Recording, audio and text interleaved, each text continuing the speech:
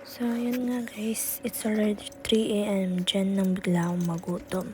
Trip ako ng buldak walang, kaso naubusan pala ako ng stock. Kaya, no choice ako kundi pasikado na lang iluto ko dyan.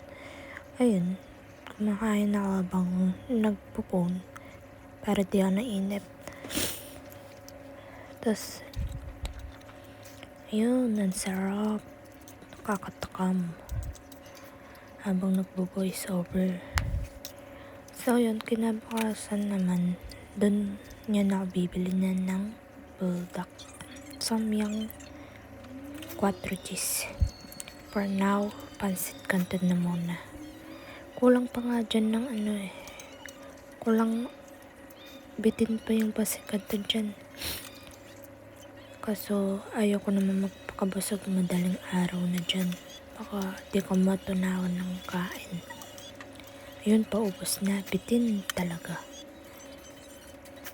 Scroll sa TikTok, ginagawa ko dyan. Inip na inip talaga ako. Inip pa siyang mag-video habang kumakain. Document your life. Ika nga, nagpakit pa siya dyan. Babaw.